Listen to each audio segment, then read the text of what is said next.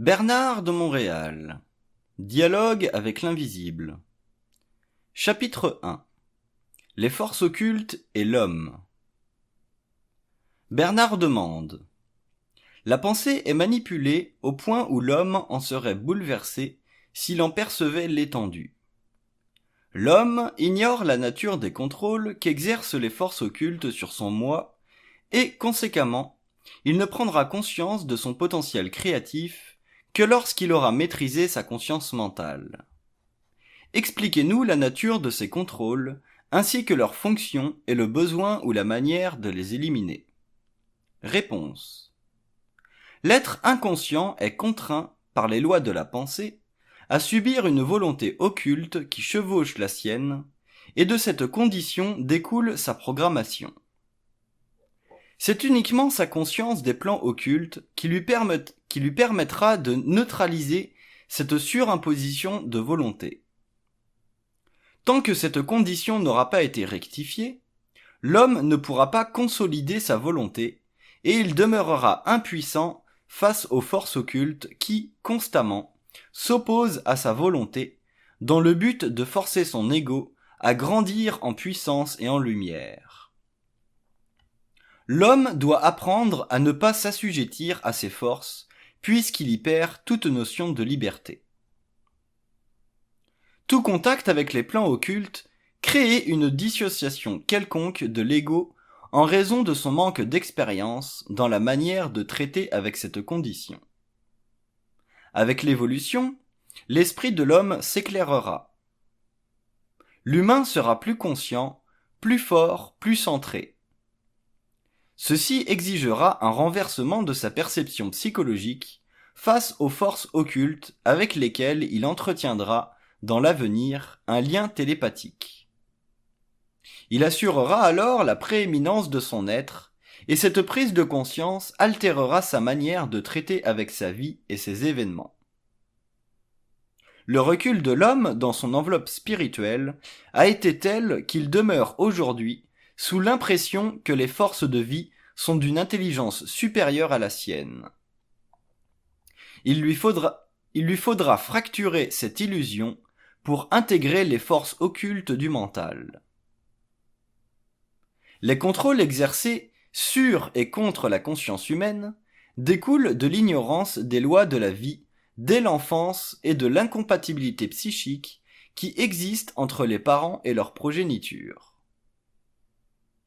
L'absence de continuité dans l'évolution des idées témoigne de l'affection des anciens pour le passé, alors que les plus jeunes ne comprennent pas leur présent.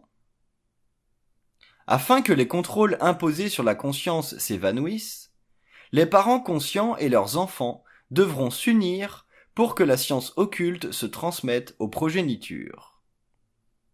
Avec le temps, les êtres nés de familles conscientes ne s'identifieront plus à leur conscience raciale, car déjà ils appartiennent à une ère nouvelle.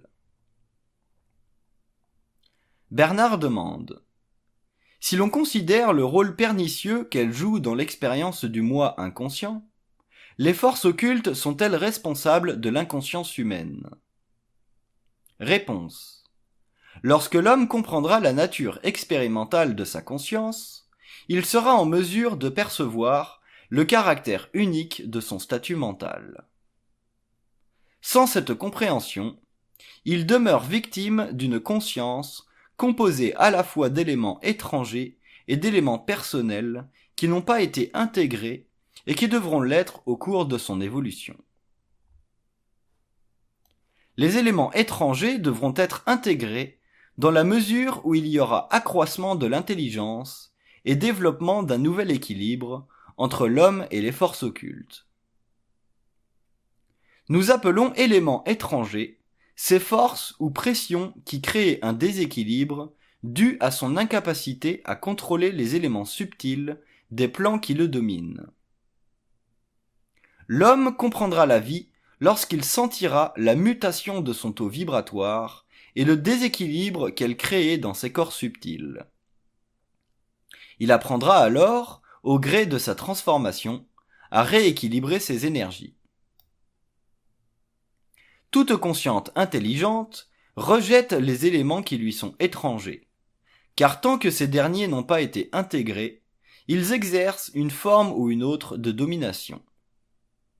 Soit que l'ego refuse de les assimiler, ou il en est incapable, ou il les intègre et cesse d'en être victime. Ces éléments étrangers créent la souffrance psychologique que connaît l'homme en évolution vers un mental plus avancé. Afin qu'il puisse intégrer ces éléments divergents, il lui faudra se libérer de la polarité ou du malaise qu'ils imposent à son mental. Dans la mesure où il saura le faire, sa liberté grandira, car rien ne peut l'empêcher de repousser les éléments étrangers à sa conscience, sauf la crainte.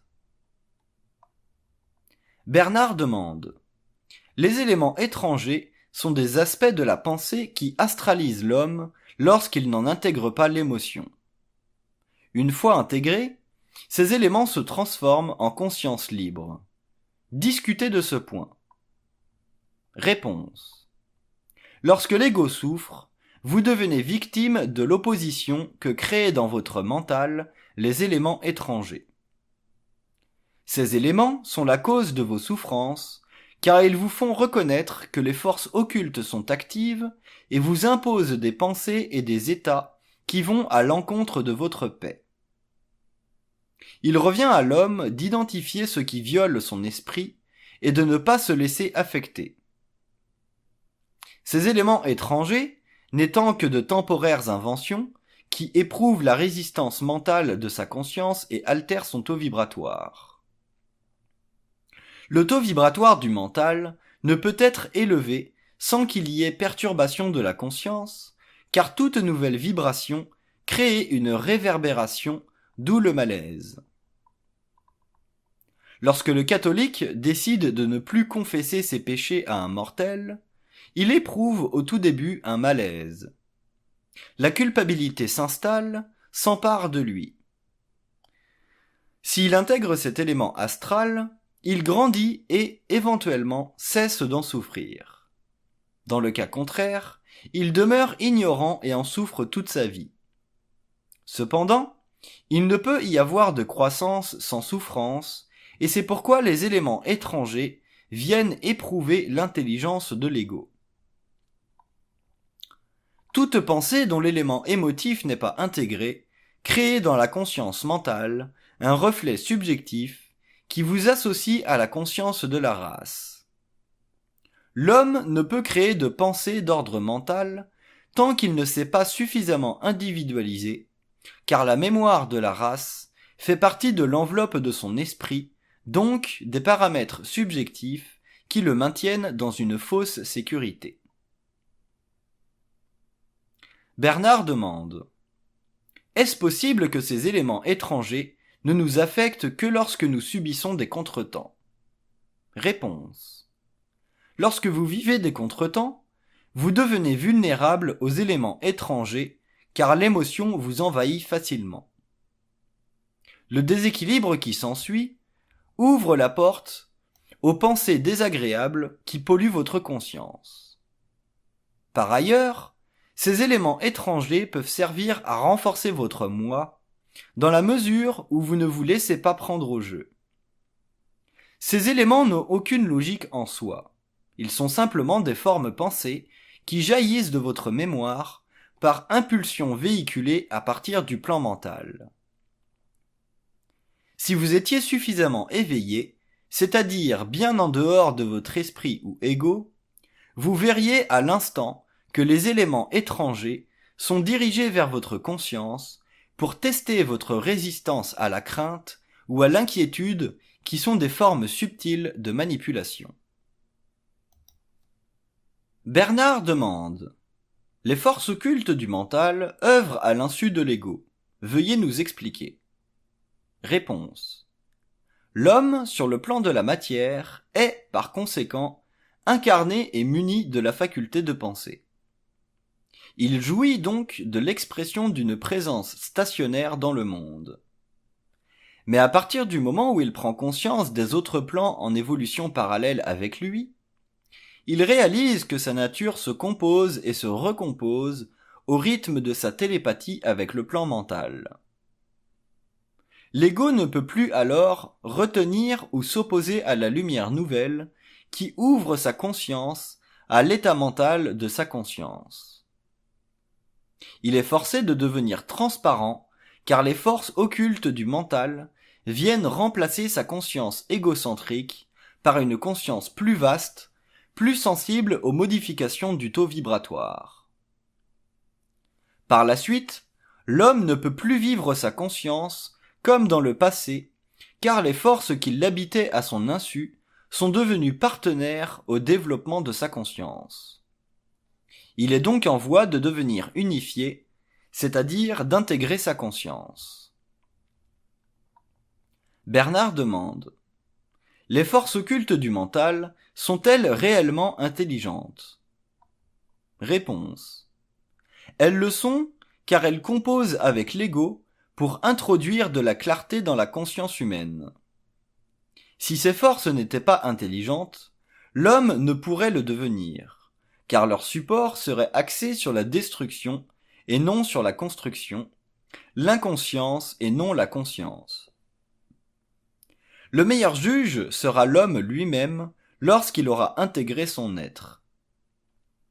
Il évaluera son rapport avec les forces du mental, car il aura atteint un certain niveau de bien-être, dont elles seront partiellement responsables, bien que la souffrance encourue l'aura forcé, pour des raisons de développement et de liberté, à leur livrer un combat soutenu pour le déspiritualiser et répudier sa naïveté.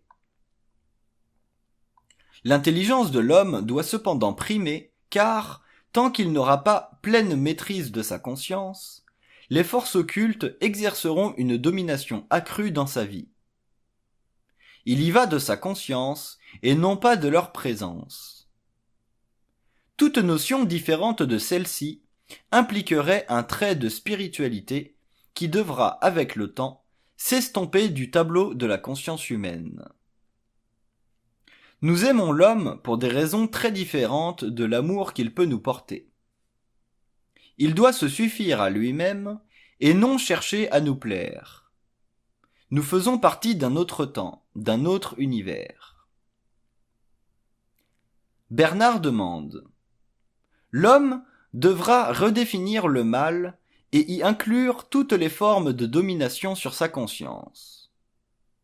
Il lui faudra réaliser que la domination qui s'exerce à partir des plans constitue une violation de ses droits universels et qu'un tel empire découle des facettes lucifériennes de la conscience cosmique. Le mal n'est pas simplement l'œuvre d'esprits inférieurs à travers l'homme, mais aussi d'esprits supérieurs qui le lient à des programmations punitives, sous prétexte de le faire évoluer et lui permettre d'accéder aux archives universelles auxquelles il a droit en tant qu'être de lumière. Commentez ce sujet important. Réponse. Le mal est une notion morale sur votre plan. Il est empirique et ne dérive pas d'une convention cosmique, mais simplement d'une perception de la conscience terrestre selon ses origines et sa culture. Dépendant du plan sur lequel se matérialise ou apparaît la conscience, le mal se manifeste sous des aspects différents. Vu d'un plan inconscient, les origines du mal se situent dans les mondes obscurs, alors que le bien semble localisé sur des plans plus élevés de la vie. Mais en réalité, la conscience ou la vie intelligente origine du plan mental sans nécessairement devoir se réaliser dans la matière. Ainsi, le mal ou le bien peuvent très bien représenter des plans de vie qui ne sont pas encore réalisés, matérialisés ou incarnés. Ceci implique que le mal ne fait pas nécessairement partie de l'expérience de l'homme, mais qu'il peut aussi résulter d'une brèche dont il n'a pas conscience dans sa relation avec les plans occultes de la vie. L'homme a une idée pragmatique du mal qu'il interprète selon sa culture, mais le caractère relatif de ces interprétations renforce convenablement son ignorance du mensonge cosmique. En somme, s'il était conscient, donc réellement éveillé, il verrait le mal dans un cadre beaucoup plus vaste. Il s'en instruirait pour évincer les moindres aspects de son incompétence à lire les archives universelles pour faciliter sa compréhension des forces occultes de la vie. Le pouvoir est dans l'information, la science dans l'éducation, la sagesse et la compétence à en comprendre le mensonge voilé. Toute autre notion de connaissance spirituelle démontre le caractère naïf de l'homme et le sommeil dans lequel il est plongé. L'homme n'est pas suffisamment conscient du mal engendré par différentes formes de domination. S'il n'est pas parfaitement conscient de la domination exercée sur le plan matériel, imaginez combien peu conscient il puisse être de la domination qu'exercent les plans occultes. Toute forme de domination sur la conscience est la manifestation d'une perturbation des ondes de vie qui doit être corrigée à court ou à long terme. C'est ce que vous appelez l'évolution. Et seule cette dernière permettra de corriger une telle condition. Mais seule l'évolution individuelle corrigera de manière irréversible cette condition de l'âme incarnée. L'homme nouveau ne supportera plus aucune forme de domination, fût-elle occulte ou matérielle. C'est ainsi que le mal s'écartera de sa conscience. Les perturbations de l'énergie innée à la conscience universelle cesseront et éventuellement les forces de vie le serviront. Mais tant que le mal issu de la domination ne sera pas parfaitement compris et éradiqué, il demeurera un être en conscience expérimentale, car son ego n'aura pas réalisé le besoin de s'opposer à toute forme de tyrannie, fût-elle d'ordre matériel ou occulte. Bernard demande : qu'entendez-vous par l'enveloppe de l'esprit ? Réponse : l'enveloppe de l'esprit est la limite psychologique globale de l'ego dont la conscience est édifiée sur la mémoire de la race et les constats accumulés au cours de l'involution culturelle. Cette condition fait obstacle au lien universel. Afin que le mental de l'homme soit libre d'interpréter la réalité systémique, c'est-à-dire d'en comprendre les aspects fondamentaux, il lui faudra se libérer des contraintes astrales de son enveloppe qui n'offrent qu'une réflexion spéculative de la réalité. S'il est en quête de réponses à de nombreuses questions, l'homme devra se projeter au-delà de cette enveloppe qui lui interdit l'accès à la télépathie universelle. Au stade actuel de son évolution, il lui est impossible de fracturer le rayon de la pensée afin de le doubler et d'en percevoir la vibration, faculté qui lui permettrait d'étudier les mystères. Conséquemment, l'enveloppe réduit de façon significative le pouvoir de la pensée humaine et confine la conscience à une quarantaine planétaire. Franchir les bornes de cette enveloppe lui permettra donc de mettre le cap sur l'inconnu, où s'étendent les vastes domaines de la connaissance inédite et occulte de l'évolution. L'homme découvrira qu'il existe un vaste univers parallèle régi par des lois incompréhensibles. Bernard demande : l'enveloppe de l'esprit serait donc l'état mental restrictif dont nous ressentons les limites au cours du développement de notre conscience adulte. Cela crée-t-il en nous l'impression de ne pas pouvoir répondre de manière absolue aux questions fondamentales ? Réponse : en effet, cette condition vous paralyse et vous empêche d'épuiser vos questions face aux mystères systémiques. Cette condition est une conséquence de la rupture avec les circuits et, par conséquent, de la suspension de la télépathie universelle. L'homme a été réduit à développer des systèmes philosophiques qui lui donnent l'impression de résoudre les problèmes. Mais ces jeux de l'esprit sont sans issue, car elles ne correspondent pas à la pensée télépathique et ne bénéficient pas de son statut finalitaire. La pensée réfléchie ne jouit d'aucun pouvoir de pénétration dans le plan mental universel. Pour aboutir à ce plan, la conscience vibratoire doit être suffisamment développée. On peut alors commander la réponse et la question et cesser d'être victime du silence qui nie l'accès à l'information. Le silence mental est une mesure du degré de manipulation et de contrôle qu'exercent les plans sur l'homme. Cette censure sera levée suite à la réouverture des circuits universels. Bernard demande: pouvons-nous identifier à ce que nous appelons l'esprit, c'est-à-dire une forme d'intelligence non matérielle, incorporée dans une enveloppe quelconque, non soumise aux lois de la matière? Autrement dit, le mot esprit est-il un terme spirituel ou naïf qui couvre une réalité systémique non saisissable par le mental humain, pour des raisons de limitation psychologique ou de manque d'expérience paranormale ou morontielle? Réponse: nous sommes une civilisation dont l'ordre diffère de la vôtre. Sa distinction nous permet de nous déplacer dans le temps et l'espace cosmique avec un minimum de restrictions.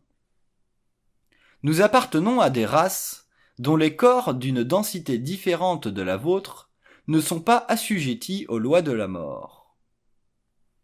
La mort n'existe pas pour nous puisque nos enveloppes sont immatérielles.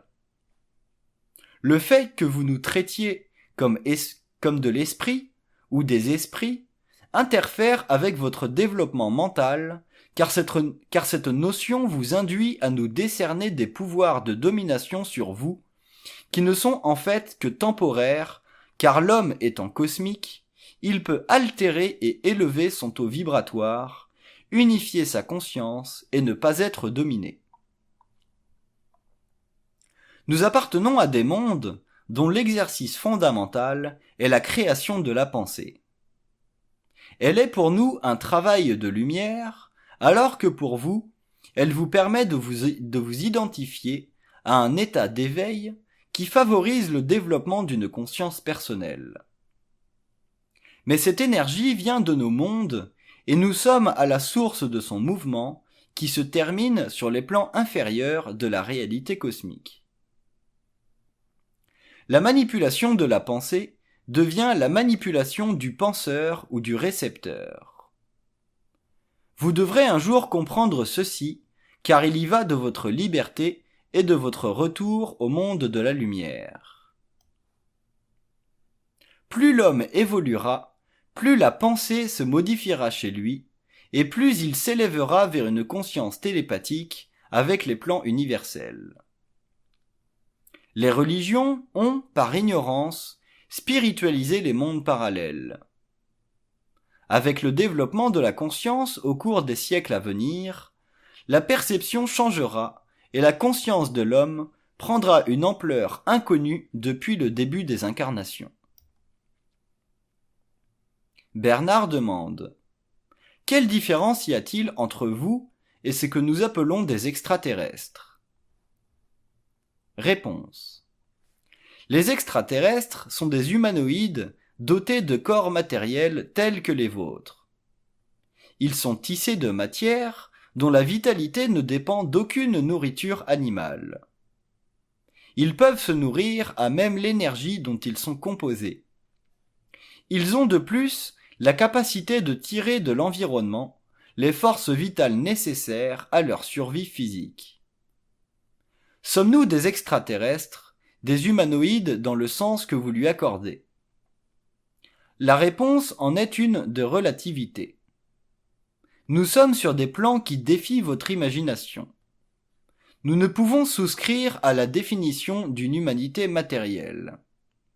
Nous avons des corps de lumière, mais non de matière. Nous pourrions, s'il était nécessaire, nous matérialiser ou emprunter des formes très denses, mais toujours immatérielles. Sommes-nous des esprits?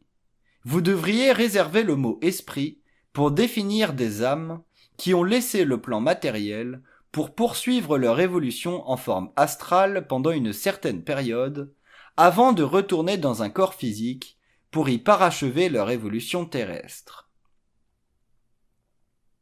Rattacher une valeur spirituelle à nos mondes ou à nos natures vous incite à la superstition du fait que vous n'êtes pas doté d'un appareil psychique suffisamment développé pour comprendre la nature des mondes parallèles par télépathie, puisque votre conscience est encore conditionnée par la réflexion.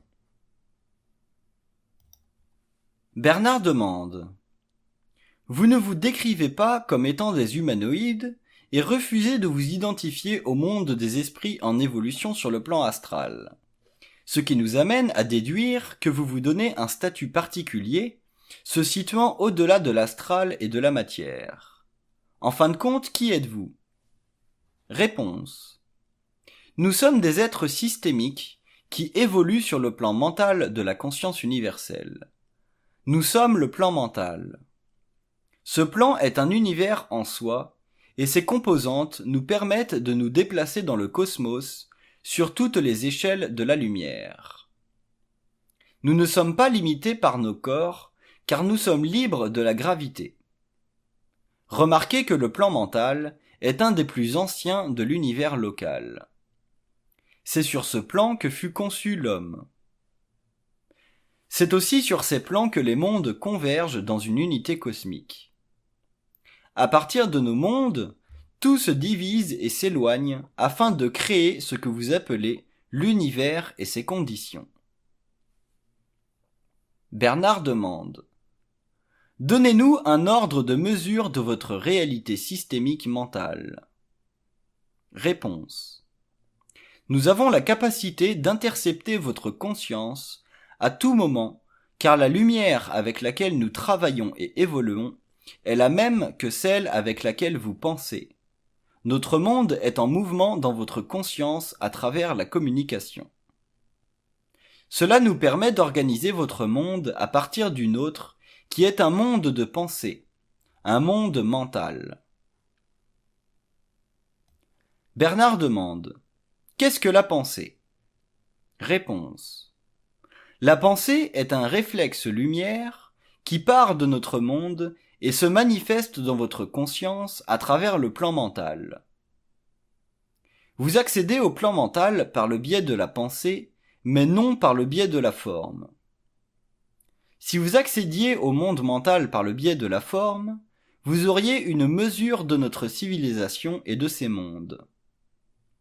Un tel ordre d'expérience requiert une conscience morantielle que vous développerez au cours de l'évolution du corps mental. Le plan mental est un univers indépendant des mondes astraux. Ce plan est universel et il unifie tous les niveaux de la conscience intelligente. Bernard demande: la science de l'esprit est fragmentaire et son principe actif échappe encore à la psychologie humaine. L'homme n'en reconnaît la domination que lorsqu'il en est menacé. Ce plan d'intelligence fait partie des grands mystères de la conscience, tant humaine que cosmique. Tant que l'humain demeurera impuissant à en questionner les données, il ne pourra prendre le contrôle de sa vie manipulée à toutes les échelles de l'inconscience. Veuillez commenter ce point. Réponse: le mot esprit a pour le terrestre peu de signification objective, car il ne possède pas encore un appareil de réception suffisamment sophistiqué pour interpréter nos communications sur une longueur d'onde convenable et ajustée au réseau universel, d'où les pensées sont mises en vibration et irradiées pour servir de force directionnelle dans nos vies matérielles. Vous subissez vos pensées de manière singulière, puisqu'elles vous créent l'impression d'intelligence, alors qu'en réalité, votre intelligence devrait pouvoir en renverser la caractéristique dominante, qui est celle de la souffrance née de l'ignorance des lois du mental. L'humain ne reconnaît pas la domination prépersonnelle de la pensée sur sa conscience, car il n'a pas suffisamment transmuté ses émotions pour vibrer sur un plan mental universel. Ce plan n'est pour lui qu'une catégorie de conscience unifiée en communication télépathique avec notre monde. Tant que l'homme n'apprendra pas à questionner les données fondamentales de sa conscience, il ne pourra comprendre le mystère de sa pensée, qui demeurera l'enveloppe de son esprit. La pensée est une condition électrique qui détermine le rayonnement possible de toute intelligence. Dans la mesure où cette dernière est l'enveloppe de l'esprit, le terrestre ne peut bénéficier d'une conscience morontielle, d'où il pourrait observer l'univers local en parfaite sécurité.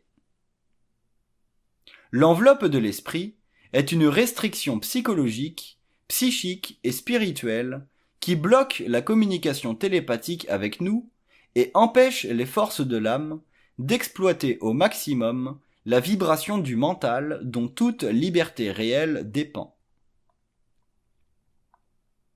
Bernard demande: le mensonge cosmique fait partie du travesti de la conscience planétaire et nous soutenons qu'il existe parce que vous persistez à retenir les informations et à manipuler la conscience humaine sur la Terre. Réponse: nous retenons les informations concernant les réalités fondamentales de l'univers local, car vous auriez tendance, à ce stade-ci de l'évolution, à spiritualiser ces connaissances. Le mensonge, dont le contrôle de l'information est une mesure préventive servant à protéger l'homme du caractère abusif de sa conscience animale face à ces données dont il pourrait abuser par domination. Pour accéder à de l'information systémique sans aucun contrôle, l'ego doit être suspendu ou rendu transparent par initiation. Votre mental réflectif ne peut traiter objectivement avec ces ordres de grandeur sans risquer la folie qui menacerait ceux qui ne sont pas suffisamment conscients pour absorber intégralement le choc que crée la connaissance infuse. Bernard demande: donc, vous perpétuez le mensonge cosmique, car vous n'avez pas réalisé la manière de vous libérer de votre association par domination avec l'homme. Vous avez attendu que l'homme lui-même se dissocie de vous en brisant les chaînes spirituelles de sa conscience. Si, par contre, vous vous étiez présenté à lui de manière régulière au cours des âges, sans magnétiser son corps astral, il aurait grandi en certitude face à votre présence et sa conscience mentale se serait développée à un rythme convenable pour lui permettre de comprendre que sa relation avec d'autres éthers de vie est inclusive à sa réalité.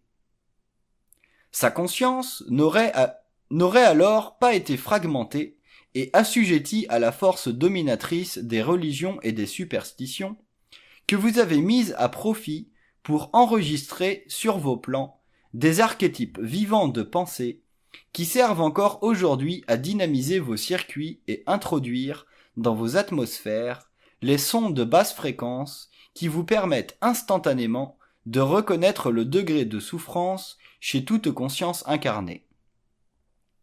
Ce pouvoir, dont vous vous êtes doté graduellement au cours des âges, fait donc partie d'une technologie qui devra être liquidée afin de renouveler et régénérer les réseaux universels auxquels toute puissance a droit, quel que soit son plan d'évolution ou le caractère astral de sa nature. Veuillez commenter. Réponse: nous avons attendu longtemps avant de préparer l'homme à une éventuelle confrontation avec nous. La raison est la suivante. Le cosmos est divisé contre lui-même. Les mondes supérieurs, bien que perfectionnés dans leur structure interne, ont de la difficulté à interagir avec les mondes qui leur sont inférieurs en vibration, en raison de l'instabilité des énergies fondamentales. Il est très difficile pour une entité d'un monde parallèle de se matérialiser dans votre monde, car les forces nécessaires pour un tel transfert sont instables.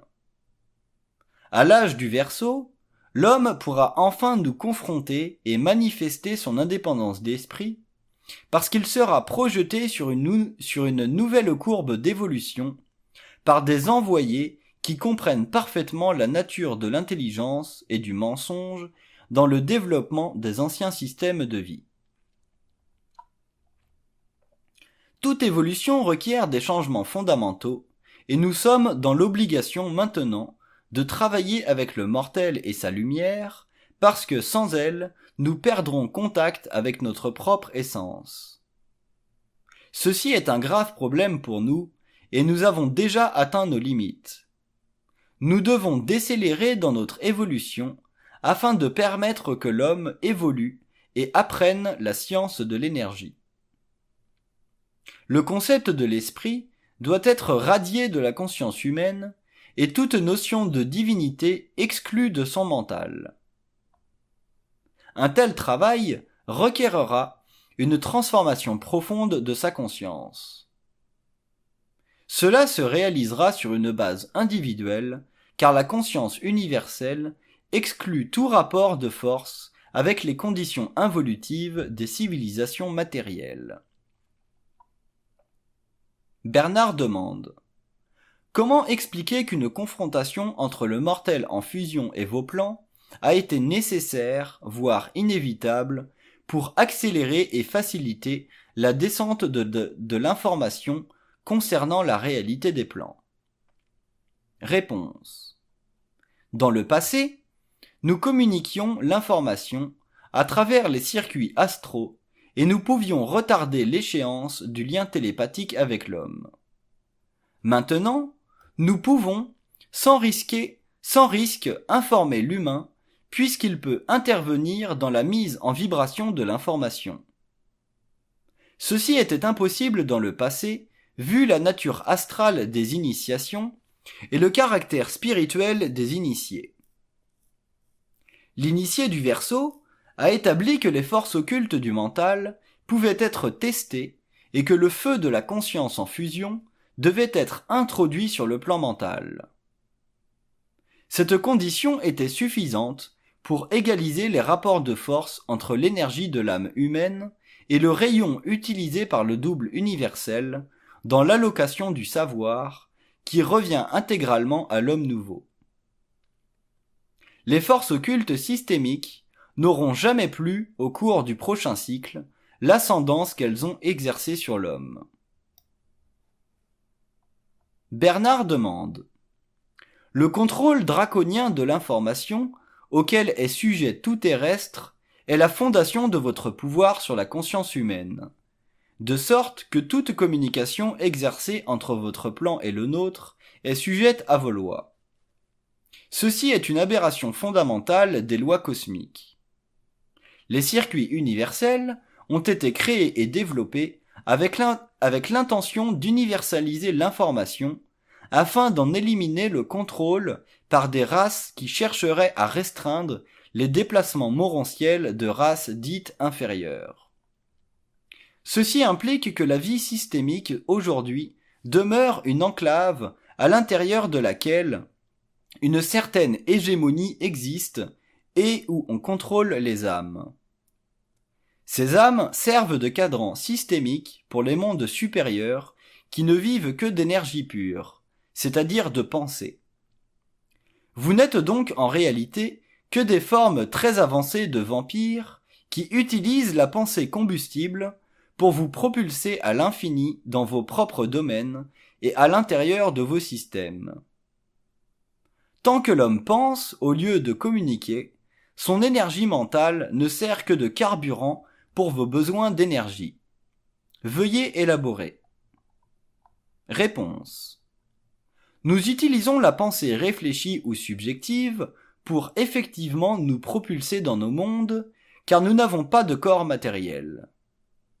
La pensée est le seul combustible nous permettant de nous mouvoir très rapidement dans l'univers local. C'est à partir du moment où, au cours de l'involution, il nous a été possible de nous déplacer en utilisant le carburant lumière de vos pensées que l'homme a perdu son autonomie. Dès que votre pensée deviendra télépathique, elle se greffera au circuit universel et cessera d'être utilisée comme elle l'a été lors de l'involution, et il vous sera possible d'en observer la vibration. L'homme conscient sera libre et ne retournera plus en forme astrale à la sortie de son enveloppe charnelle, puisque son taux vibratoire le propulsera sur le plan morontiel de la conscience immortelle. Ceci aura lieu au cours de l'âge du Verseau. L'humain avancé sera en contact avec des plans de vie qui lui permettront de constater qu'il est sur le point de retourner consciemment dans le cosmos ou le système local. Une fois cette époque entamée, la conscience sera totalement redéfinie et l'homme ne vivra plus comme dans le passé. Sa nature sera universelle, c'est-à-dire qu'elle aura le loisir d'engendrer et de définir ses propres limites et ses propres conditions. Le karma ne sera plus. Bernard demande: l'homme ne fait pas confiance à sa pensée et in extenso à son intelligence. Les structures psychologiques de son moi s'en voient incessamment affaiblies. Que prévoyez-vous faire pour altérer cette condition très avancée chez l'homme? Réponse. Maintenant que nous avons installé un lien télépathique avec votre plan et que la science du mental peut vous être communiquée, il se créera un renversement. Mais tout changement s'exercera d'abord sur le plan individuel. La science du mental est exacte et vaste car elle rejoint tous les aspects de la réalité systémique. Sachant que la connaissance altère la conscience, il faudra que les corps subtils de l'homme soient ajustés en conséquence afin qu'ils puissent continuer à absorber les vibrations d'une science de plus en plus élevée, d'une communication de plus en plus vaste et croissante. Bernard demande: donnez-nous un aperçu du mensonge cosmique selon votre point de vue. Réponse. Le mensonge cosmique est pour nous simplement un retard dans notre temps. Nous éprouvons de la difficulté à émettre dans une fréquence qui puisse vous parvenir intacte.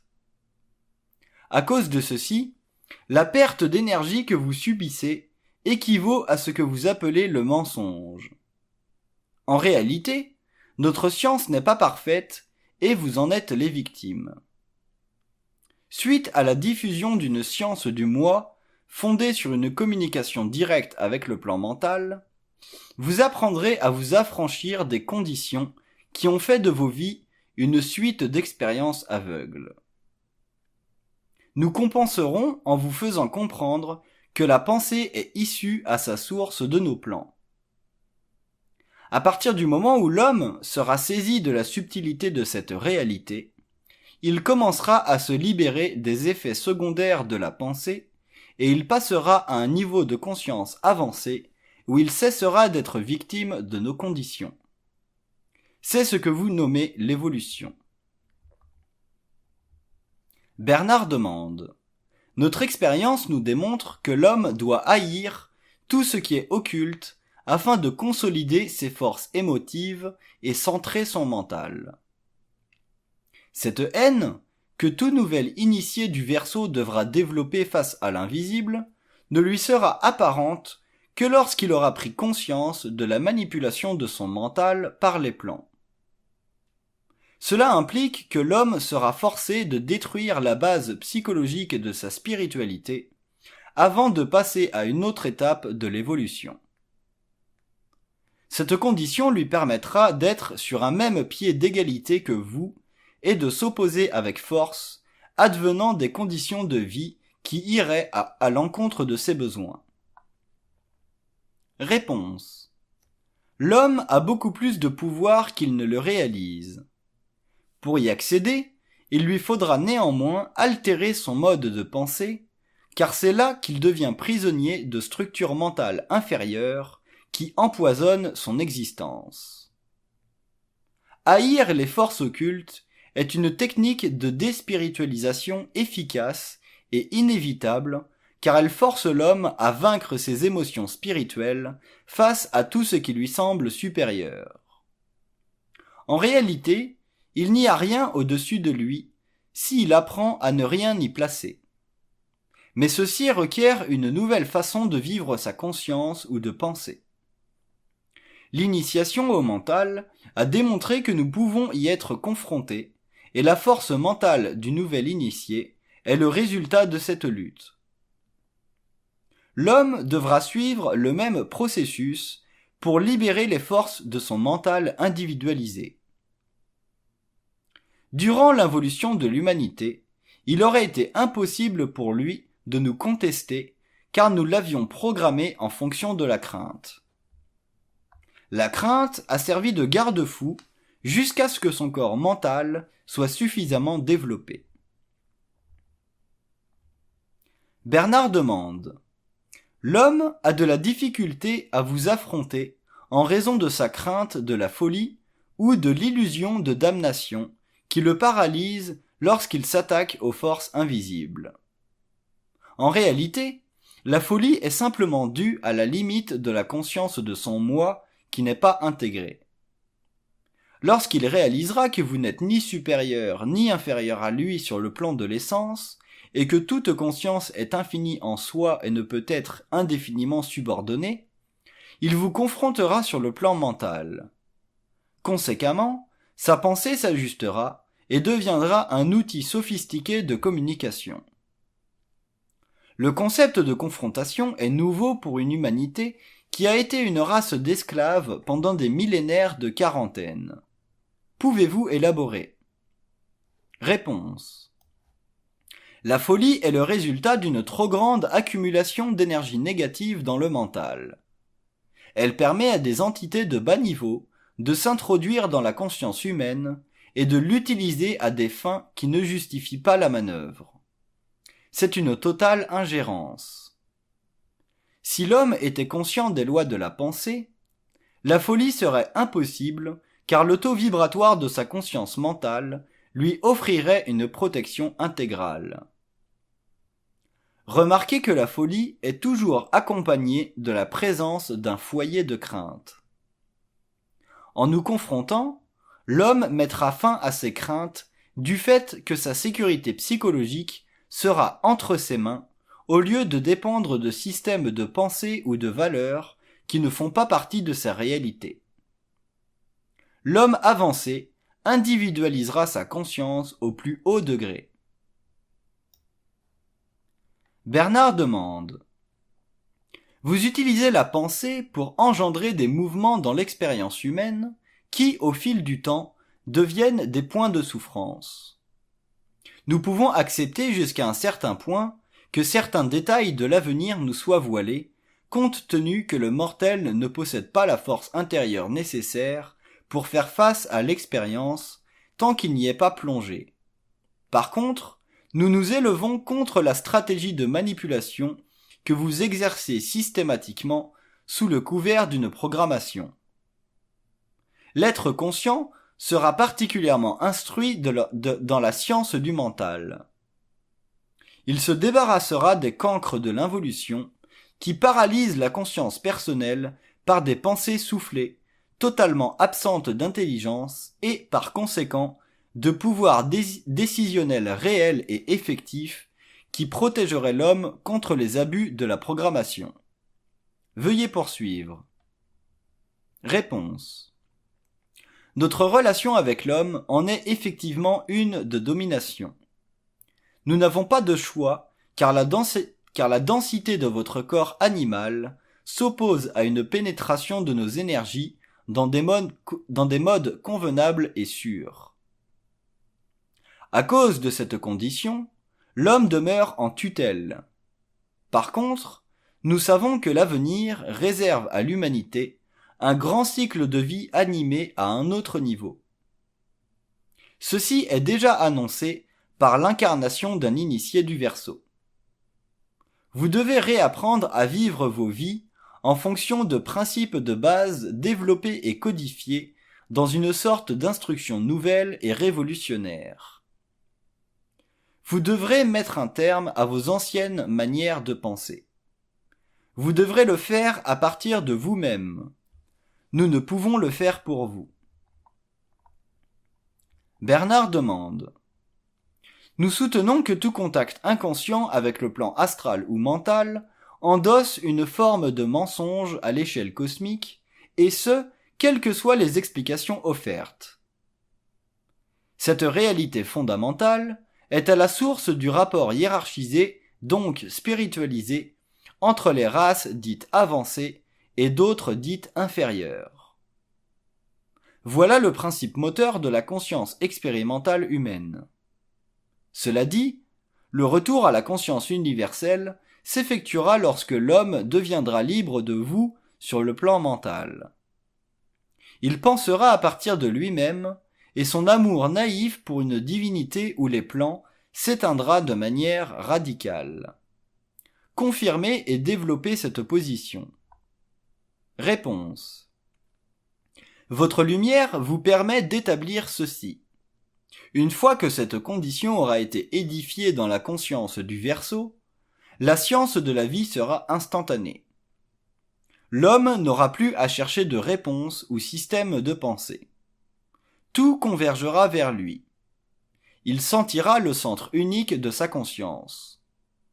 Il lui faudra cependant supporter une forme d'isolation, car il fera partie de cette minorité qui pensera ou saura de première main. Puisque les connaissances issues de cette instruction font partie d'une science mentale, le taux vibratoire de l'individu sera altéré et, de ce changement, il subira une métamorphose profonde qui altérera à jamais la conscience de ses cellules. Tout ceci par la suite le préparera à des rencontres prescrites selon son développement et son rôle planétaire ou extraplanétaire. La nouvelle conscience sera vaste. Elle ne sera plus circonscrite comme ce fut le cas durant l'involution. L'homme manifeste un amour spirituel pour les plans invisibles, car des notions paternalistes lui ont été inculquées. À travers l'amour qu'il exprime pour des entités ou la divinité, il se protège de trop savoir. La connaissance est un feu qui brûle l'âme. Même vos découvertes scientifiques ont bousculé vos fondations. Aujourd'hui, vous appréciez la science et attendez ses développements avec impatience. Mais il fut un temps où le pouvoir la redoutait. Il en sera de même pour les notions ou les sentiments d'amour que les hommes véhiculent envers tout ce qui est au-dessus d'eux. Vous ne comprendrez ce que signifie la liberté tant que vous n'aurez pas transmuté votre conscience spirituelle que vous considérez innocemment comme le plus haut niveau de conscience réalisable. Mais vous passerez au cours de l'évolution à l'étape de la conscience mentale. Dans la conscience spirituelle, vous baignez dans le mensonge sanctifié, même s'il vous convient par amour de votre ou de vos dieux. Dans la conscience mentale, vous n'aurez pas d'autre choix que de vous imposer en tant qu'intelligence libre sur le plan individualisé de votre réalité transpersonnelle. Pour l'humain, ce sera la plus grande révolution psychologique dans les annales de la vie terrestre. Ceux qui connaîtront cette conscience ne participeront plus involontairement à l'exercice de la conscience planétaire sans modification de certains paramètres. La densité et l'égrégore de cette conscience leur seront évidents et, selon leurs besoins, ils sauront échapper à certaines conditions nocives. Nous entrevoyons d'énormes variations régionales, ethniques et raciales, ainsi qu'un grand différentiel dans le rythme de l'évolution et de l'intégration de la nouvelle conscience du Verseau. Le grand obstacle sera la mémoire des races. Elle sert actuellement à la sécurité psychologique fictive de l'individu et lui soustrait toute autonomie dont il disposerait en tant qu'être avancé. Les religions résisteront au changement, car il y va de leur pouvoir spirituel exercé depuis toujours sur et contre l'homme démuni de conscience individualisée.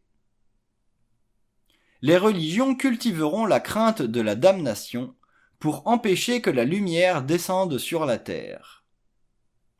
Ceci reflète la guerre des plans et des mécanismes obscurantistes du mensonge cosmique. Ce qui est réel ne sera jamais évident au commun des mortels.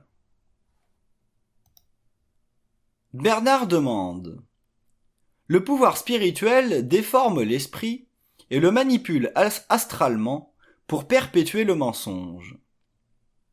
Sur le plan d'une humanité désorganisée à une échelle gigantesque, son institutionnalisation exerce une fonction sociale nécessaire.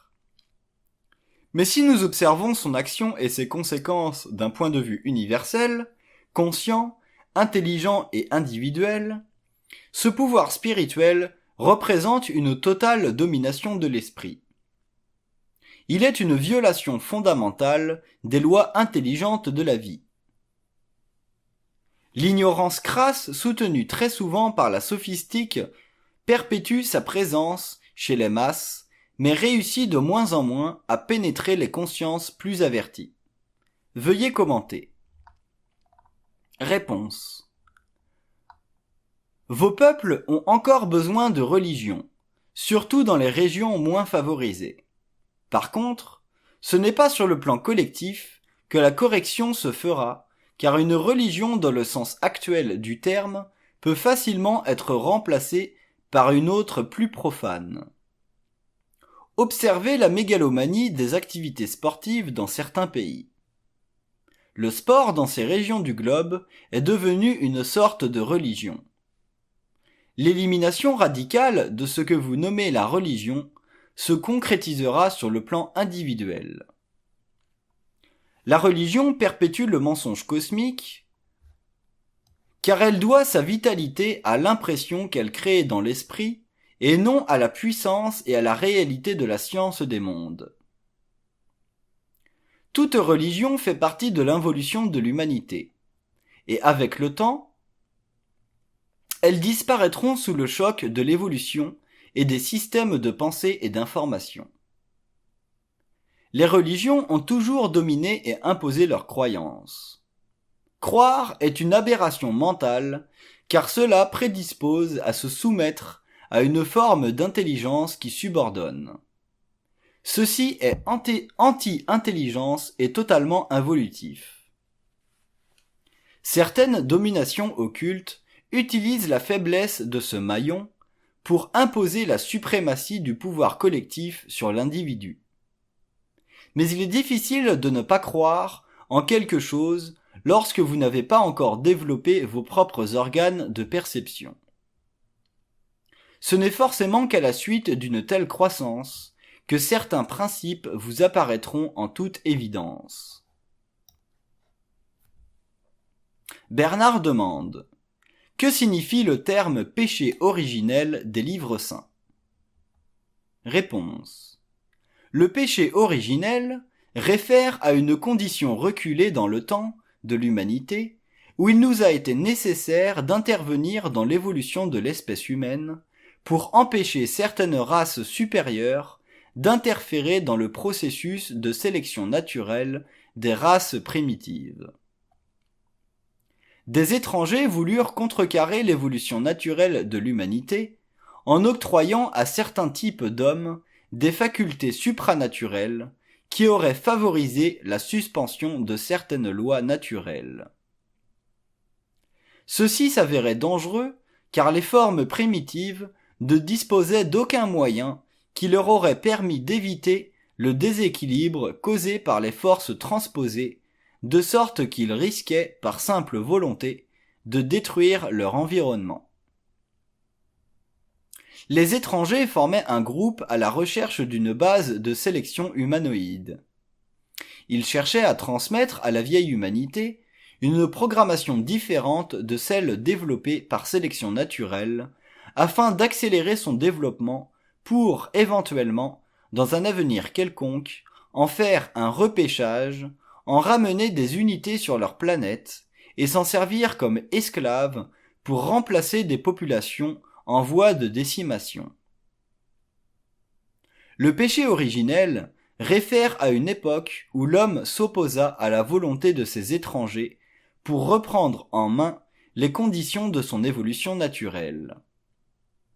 À partir de ce temps dans l'histoire, la relation entre les étrangers et l'humanité naissante fut altérée.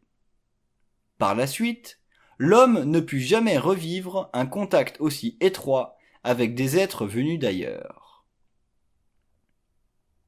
Bernard demande : que voulez-vous dire par intervenir dans l'évolution de l'espèce humaine pour empêcher certaines races supérieures d'interférer dans le processus de sélection naturelle des races primitives?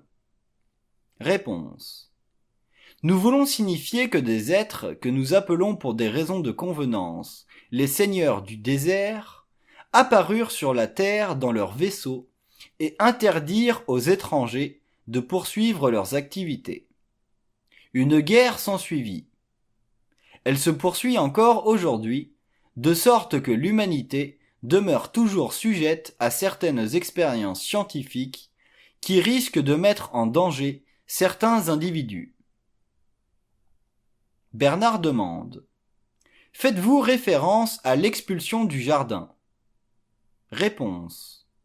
Lorsque les seigneurs du désert atterrirent sur la terre, ils commandèrent aux étrangers de se retirer d'un secteur particulier où vivait une population humaine qu'ils avaient sélectionnée pour des expériences qui menaçaient l'équilibre de la conscience en développement. Cette expulsion fut nécessaire afin d'empêcher l'abus d'une technologie systémique contre une humanité sans défense.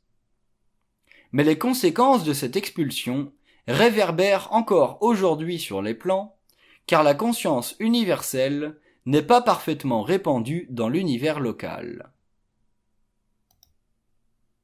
Bernard demande : quelle fut l'erreur commise par les intelligences qui ont créé le premier homme? Réponse. Ce fut une erreur de l'intemporel. Il leur était interdit de créer une forme humaine durant un cycle où les forces vivantes de la vie étaient encore en voie de stabilisation. Les forces génétiques, utilisées dans la création des premiers hommes, étaient encore à un stade de développement et d'étude. La science systémique n'avait pas encore évalué le rythme de reproduction des cellules vivantes qui avaient été développées en laboratoire dans des conditions totalement étrangères aux conditions terrestres.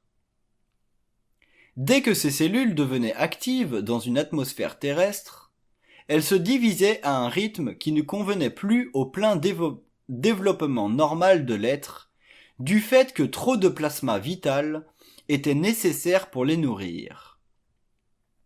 C'est la raison pourquoi le corps humain est composé d'une trop grande quantité d'eau qui, en retour, force l'homme à extraire de sa masse aqueuse une certaine quantité d'oxygène pour maintenir l'équilibre entre son corps astral et son corps éthérique.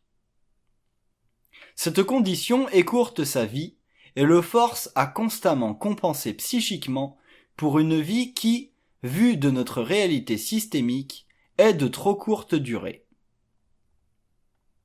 Bernard demande : dans le cadre de la conscience mentale future, le respect de l'être en évolution s'exercera sans condition afin d'établir un principe fondamental qui assurera le renversement du pouvoir occulte des dominations sur lui.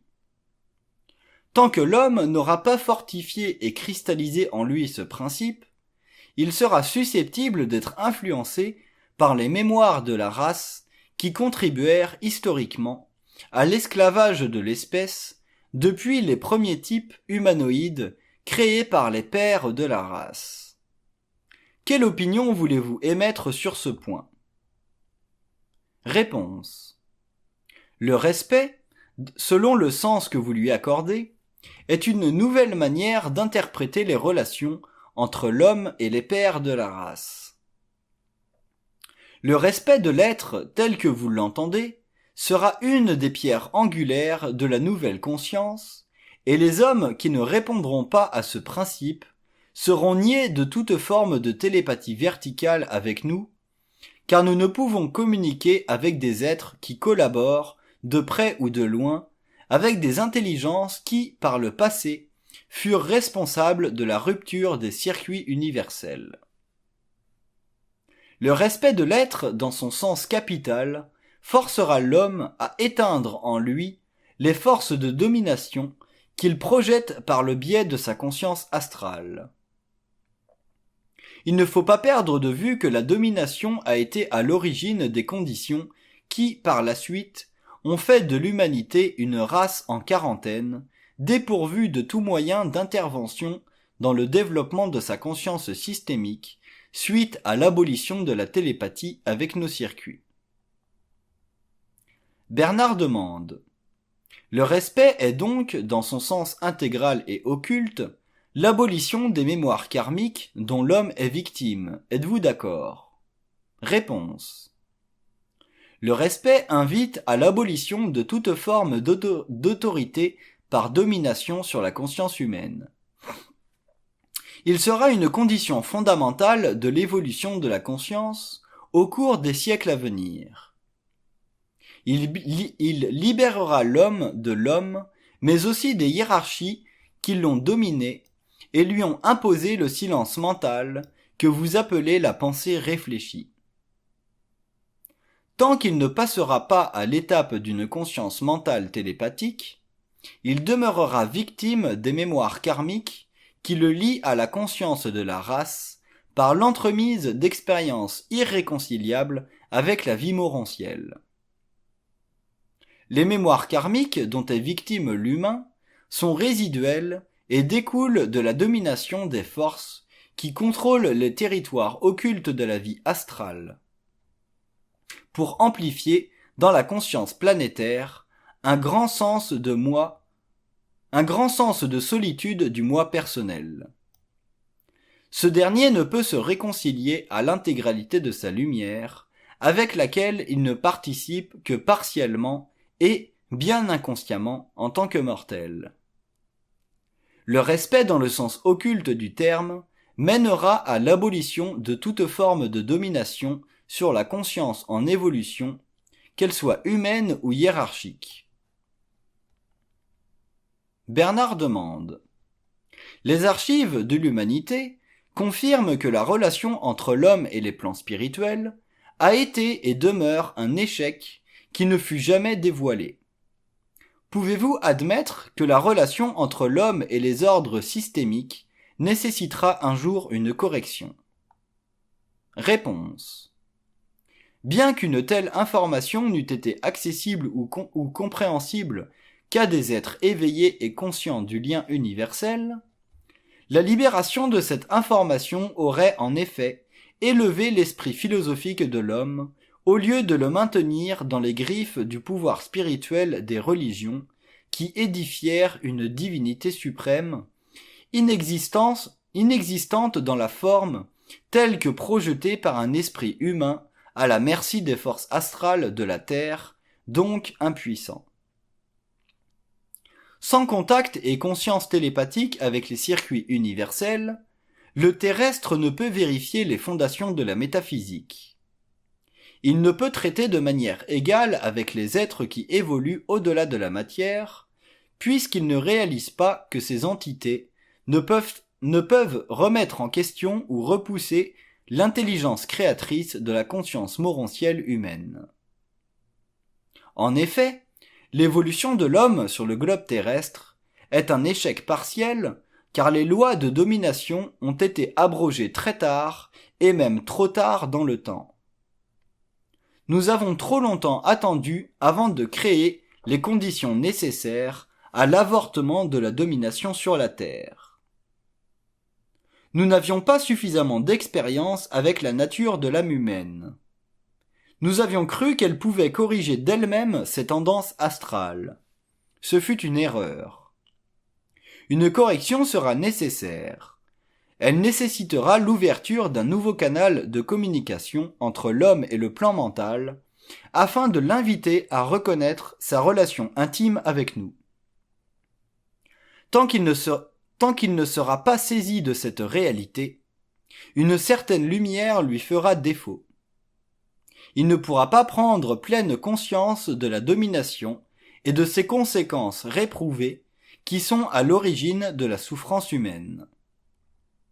La domination fait partie de la fondation astrale de l'âme qui, à son tour, est fortement régie par les forces de la mort.